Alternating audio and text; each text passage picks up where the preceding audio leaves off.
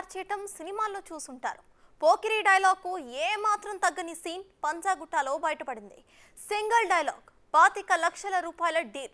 BRS మాజీ MLA Shakeel కుమారుడు చేసిన ఓవర్ స్పీడ్ ప్రమాదంలో వెలుగు చూస్తున్న వాస్తవాలివి.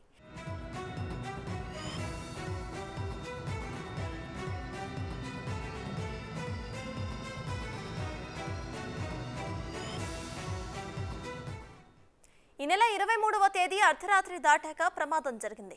ఆదివారం తెల్లవారుజామున పోలీస్ స్టేషన్ దగ్గరకు చేరుకున్న 4 పోలీసులతో మంతనాలు జరిపినట్టు సీసీటీవీ ఫుటేజ్లో అధికారులు గుర్తించారు. మాజీ ఎమ్మెల్యే షకీల్ కుమారుడు రాహిల్ను కేసు నుంచి తప్పించేందుకు 25 లక్షల వరకు చేతులు మారినట్టు ఆరోపణలు వస్తున్నాయి. డబ్బుల పంపిణీలో తలెత్తిన విభేదాలతో విషయం బయటకు వచ్చింది. అధికారులు అంతర్గత విచారణ జరిపారు. పంజాగుట్ట సీఐ పాత్రపై అధికారులు ఆధారాలు దొరకకపోవడంతో ఆయనపై సస్పెన్షన్ వేటు వేశారు.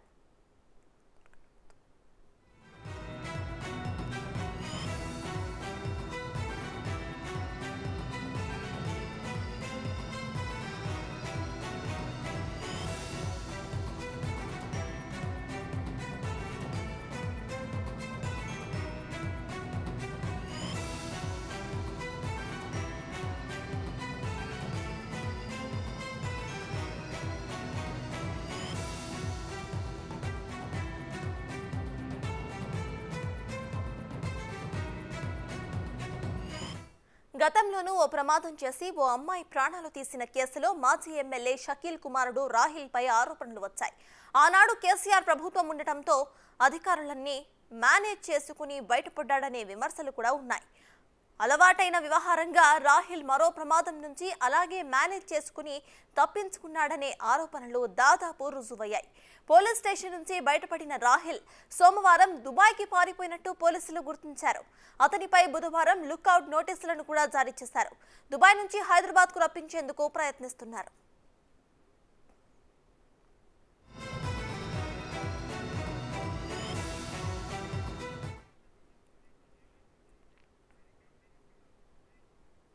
బీఆర్ఎస్ మాజీ ఎమ్మెల్యే షకీల్ కుమారుడు చేసిన ఓవర్ స్పీడ్ ప్రమాదంలో వెలుగు చూస్తున్న వాస్తవాల గురించి మరిన్ని డీటెయిల్స్ ను మా ప్రతినిధి సుజాత అందిస్తారు. సుజాత, చెప్పండి. మనం చూస్తే రాహిల్ గురించి అయితే లుక్అవుట్ నోటీస్ కూడా జారీ చేసినట్టు తెలుస్తోంది. సో ప్రెసెంట్ దీనిపై మీ దగ్గర ఉన్న అప్డేట్స్ ఏంటి?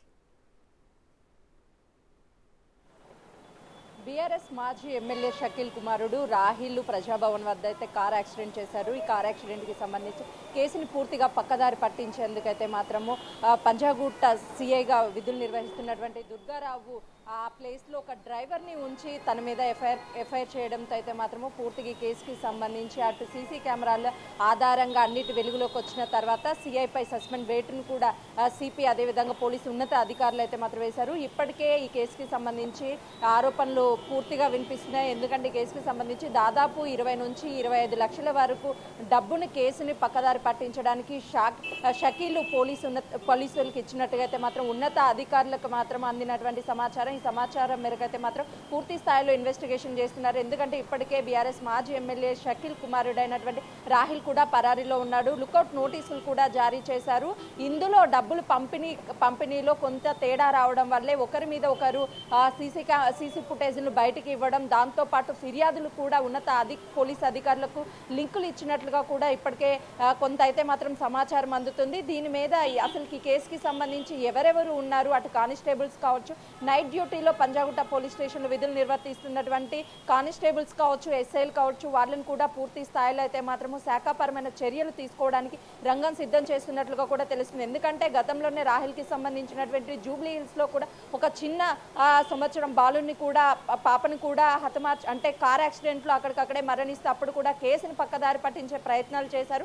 అప్పుడు బీఆర్ఎస్ ప్రభుత్వం ఉంది. అందులోనూ తను బీఆర్ఎస్ పార్టీకి సంబంధించినటువంటి ఎమ్మెల్యేగా కూడా కొనసాగుతున్నటువంటి నేపథ్యం కనుక ఇప్పుడు ఎట్టి పరిస్థితుల్లోనూ కాంగ్రెస్ ప్రభుత్వం ఏర్పడ్డాక సీఎం రేవంత్ రెడ్డి కూడా ఆదేశాలు జారీ చేశారు. రాజకీయ నాయకులు కావచ్చు, సినీ ప్రముఖులు కావచ్చు, ఎవరైనా సరే ఇలాంటి ఘాటకానికి పాల్పడితే ఖచ్చితమైన శాఖపరమైన చర్యలు ఉంటాయి, అదేవిధంగా ఎవరిని వదిలిపెట్టేది లేదు అని చెప్పేసి ఆదేశాలు జారీ చేశారు. అదేవిధంగా సిపి కొత్తకోట శ్రీనివాస్ రెడ్డి కూడా పోలీస్ శాఖలో అధికారులు కావచ్చు, అదేవిధంగా పోలీసులు ఖచ్చితంగా అప్రమత్తంగా పనిచేయాలి, ఎలాంటి అవినీతికి పాల్పడవద్దు, ఒకవేళ అవినీతికి పాల్పడితే మాత్రం వాళ్ళపై సస్పెండ్